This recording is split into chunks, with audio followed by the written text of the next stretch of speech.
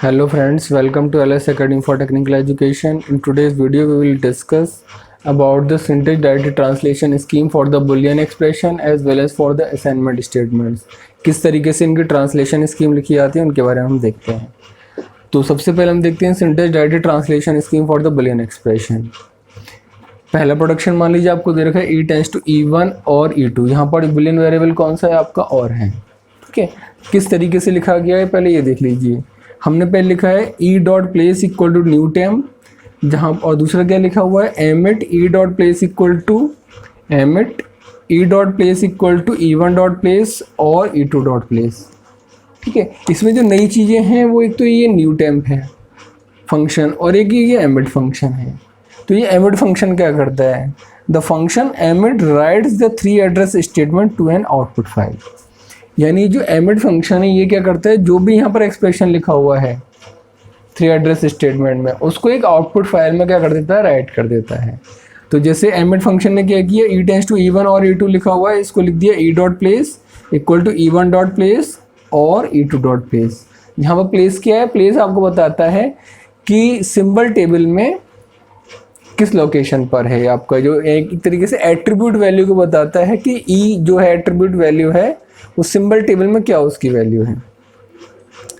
इसी तरीके से जो न्यू टेम फंक्शन है, न्यू टेम फंक्शन क्या करता है, it returns a sequence of distinct temporary variables T1 T2 in response to the function call. ये जो एमिट ने टेम्परेरी फाइल राइट करके दी, ठीक है, इसको हम क्या करते हैं टेम्परेरी न्यू टेम क्या करते हैं टेम्परेरी वेरिएबल में स्टोर कर देता है और वो वैल्यू फाइल हमारी किस में स्टोर कर दी जाती है, ई डॉट प्लेस में स्टोर कर दी जाती है। इसी तरीके से ई tense to E1 and E2 में हम करते हैं एमिट फंक्शन लिखा E1 e dot place equal to E1 dot place and E2 dot place, ठीक है। जो रिजल्ट आया, ठीक है, जो फंक्शन ने आउटपुट फाइल में राइट किया उसको न्यू टेम फंक्शन की हेल्प से हमने फिर से फाइनली किस में राइट कर दी, ई डॉट प्लेस में राइट कर दिया। फिर ई टेंस टू नॉट E1, इसमें भी एमिट फंक्शन यूज़ किया e dot place equal to not E1 dot place, ठीक है। और न्यू टेम फंक्शन से फिर फाइनली रिजल्ट किस में स्टोर कर दिया हमने, ई डॉट प्लेस में स्टोर कर दिया। यहाँ लिखा हुआ ई टेंस टू ब्रैकेट में E1। तो हम क्या करेंगे, ब्रैकेट का कोई मीनिंग नहीं है, सिंपल इसमें कोई बुलियन लॉजिक भी नहीं है, तो E dot place equal to E1 dot place आ गया। फिर क्या लिखा हुआ है ई टेंस टू ट्रू, अगर सिर्फ कंडीशन एक्सप्रेशन वगैरह रखा है ट्रू है तो हम क्या लिखेंगे emit E dot place equal to 1, क्योंकि ट्रू कंडीशन को 1 से दिखाते हैं, ऊपर वही रहेगा new temp function equal to e dot place. इस तरीके से ई डॉट फॉल्स है, इसके लिए कैसे लिखा जाएगा, emit E dot place equal to false का मतलब क्या हुआ 0, और न्यू टेम फंक्शन ने क्या किया वैल्यू को किस में कॉपी कर दिया, इसी ई प्लेस वेरिएबल में यूज कर स्टोर कर दिया। तो इस तरीके से काफ़ी सिंपल मेथड है किसी भी बुलियन एक्सप्रेशन के लिए सिंटैक्स डायरेक्टेड ट्रांसलेशन स्कीम लिखने का। Now will see the syntax directed translation scheme for the assignment statement. अगर हम जितनी प्रोडक्शन है उसमें देखें तो जो पहला स्टेटमेंट है सिर्फ उसी की प्रोडक्शन रूल में असाइनमेंट आ रहा है। एज प्रोडक्शन रूल दे रखा है ID इक्वल टू E, यानी E की वैल्यू किसको असाइन है, आइडेंटिफायर को असाइंड है। तो देखिए किस तरीके से हम इसमें सिंटैक्स डायरेक्टेड ट्रांसलेशन स्कीम लिखेंगे या इसका सिमेंटिक रूल हम किस तरीके से लिखेंगे वो देख लीजिए। सबसे पहले हम क्या करेंगे, आइडेंटिफायर दे रखा है, आइडेंटिफायर जहाँ भी दे रखा होगा हम क्या करेंगे, आइडेंटिफायर को पहले ढूंढेंगे किसमें, सिंबल टेबल में। तो कैसे ढूंढा जाएगा, लुकअप ID डॉट नेम। ये क्या करता है लुकअप फंक्शन, सिंबल टेबल में आइडेंटिफायर को ढूंढता है, आइडेंटिफायर को नेम को ढूंढता है और उसको P में स्टोर कर देता है, ठीक है। अगर P की वैल्यू निल नहीं है, यानी कि आइडेंटिफायर का नेम अगर मिल जाता है, भाई P की वैल्यू निल नहीं है इसका मतलब क्या हुआ कि आइडेंटिफायर का नेम ढूंढा सिंबल टेबल में और मिल गया। तो अगर P की वैल्यू नल नहीं है तो हम क्या कहेंगे, एमिट फंक्शन लगाएंगे वही वाला, ठीक। एमिट फंक्शन में क्या लिख देंगे, E की वैल्यू किसको असाइन कर देंगे, ID को, e dot place equal to ID की जगह आप क्या यूज़ कर रहे हो, किस में स्टोर कर रहे हो वैल्यू, P में, ठीक। दोबारा से देख लीजिए, आपको असाइनमेंट स्टेटमेंट की फॉर्म में प्रोडक्शन दे रखा है।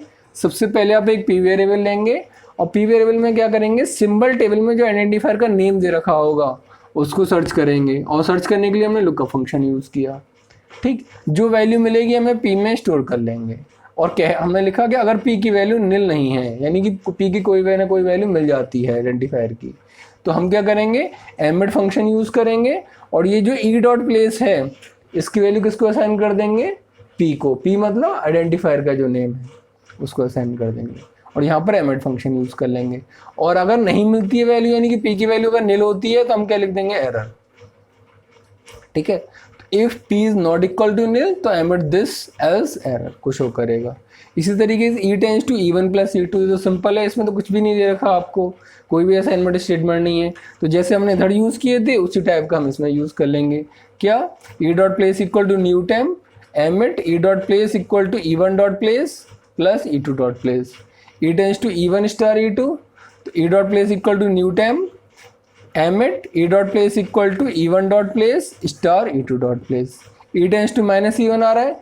ठीक है, तो हम क्या लिखेंगे, एमिट e dot place equal to single वाला माइनस है, यूनरी माइनस, तो इसको क्या लिखेंगे, u माइनस, u माइनस का मतलब unary minus, u minus e1 dot place. ठीक, एमिट न्यू टाइम को ई प्लेस को असाइन कर दिया जैसे बाकी जगह कर रहे थे। फिर क्या, e टेंस टू e1 है, सिंपल है, इसमें तो कुछ एमिट लगाने की जरूरत है नहीं, e dot place equal to e1 dot place. फिर क्या लिखा हुआ है, e टेंस टू id, यहाँ पे फिर से आइडेंटिफायर आ गया, यानी फिर से आपको सिंबल टेबल में इसको देखना पड़ेगा।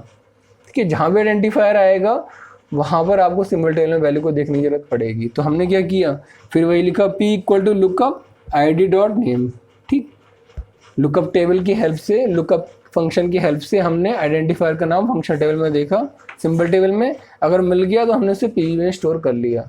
अगर p की वैल्यू निल नहीं है, यानी कि वैल्यू मिल जाती है आइडेंटिफायर की। ठीक है, तो हम क्या लिखेंगे यहाँ पर अब आपको एमिट फंक्शन यूज़ करने की ज़रूरत नहीं है, सीधा आप क्या लिखोगे, e dot place equal to p, e dot place equal to p। ठीक है, तो अगर सिर्फ आपको प्रोडक्शन रूल दे रखा है, आइडेंटिफायर का, तो आपको एमिट फंक्शन को यूज़ करने की ज़रूरत नहीं है इस केस में। ठीक है, यहाँ पर हमें क्यों यूज़ करने की जरूरत पड़ी थी, क्योंकि हमें असाइनमेंट ऑपरेटर दे रखा था। अगर असाइनमेंट ऑपरेटर नहीं दे रखा है, सिंपल प्रोडक्शन रूल में आईडी दे रखा है, तो आप किसका यूज़ नहीं करेंगे, एमिट फंक्शन का यूज़ नहीं करेंगे, सीधे लिख देंगे वैल्यू आपने ढूंढी, अगर p की वैल्यू निल नहीं है तो e dot place equal to p, और अगर नहीं मिलती है यानी कि p की वैल्यू निल होती है तो क्या लिख देंगे, एरर को शो कर देंगे। ठीक है, तो इस तरीके से हम बुलियन एक्सप्रेशन के लिए और असाइनमेंट स्टेटमेंट्स के लिए हम क्या लिख सकते हैं, आपके सिंटैक्स डायरेक्टेड ट्रांसलेशन रूल्स को लिखा जा सकता है। I hope now you understand how to write the translation schemes for the Boolean expression as well as for the assignment statement. If you have any doubt, you can ask in the comment section. Thank you so much.